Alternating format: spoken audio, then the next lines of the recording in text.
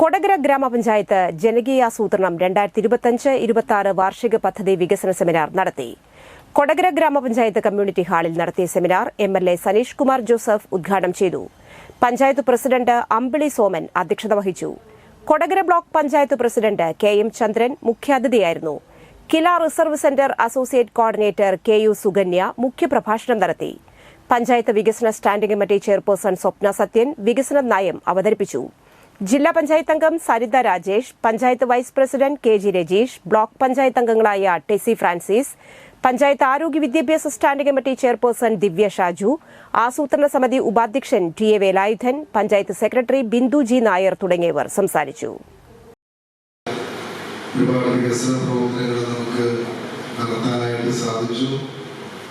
ഒരു കാലഘട്ടത്തിൽ സംസ്ഥാന ഗവൺമെന്റിൽ നിക്ഷിപ്തമായിരുന്ന പല കാര്യങ്ങളും പ്രാദേശിക ഭരണകൂടങ്ങൾക്ക് ഇന്ന് ചെയ്യാൻ കഴിയുന്ന ഒരു സാഹചര്യമാണ്. അപ്പോൾ ഒരുപാട് ഭൗതികമായ വികസനങ്ങൾ നമ്മുടെ നാട്ടിൽ ഇതിന്റെ ഭാഗമായിട്ട് കൊണ്ടുവരാൻ കഴിയുന്നത് നമുക്ക് എല്ലാവർക്കുമായി. വിവിധ ഘട്ടങ്ങളിലായി ജനകീയാസൂത്രണ കാലഘട്ടങ്ങളിലൂടെ നമ്മുടെ ഗ്രാമപഞ്ചായത്തിനകത്ത് ഭൂമിയില്ലാത്തവർക്ക് ഭൂമി നൽകാനും വീടില്ലാത്തവർക്ക് വീടുകൾ നൽകാനും അടിസ്ഥാന സൗകര്യങ്ങൾ എത്തിക്കാനും നമ്മുടെ ഗ്രാമപഞ്ചായത്തിന് കഴിഞ്ഞിട്ടുണ്ട്. മുൻഭരണ സമിതിയുടെ കാലത്ത് ഇങ്ങോട്ട് ഉള്ള എല്ലാ പ്രവർത്തനങ്ങളും പരിശോധിച്ച് നമുക്ക് അതിന്റെ പ്രവർത്തനങ്ങൾ കാണാൻ കഴിയും. മുന്നുള്ള എല്ലാ ഗ്രാമപഞ്ചായത്ത് ഭരണസമിതി അംഗങ്ങളെയും അതുപോലെ പ്രസിഡന്റുമാരെയും ഞാൻ ഈ സമയം ഓർക്കുകയാണ്.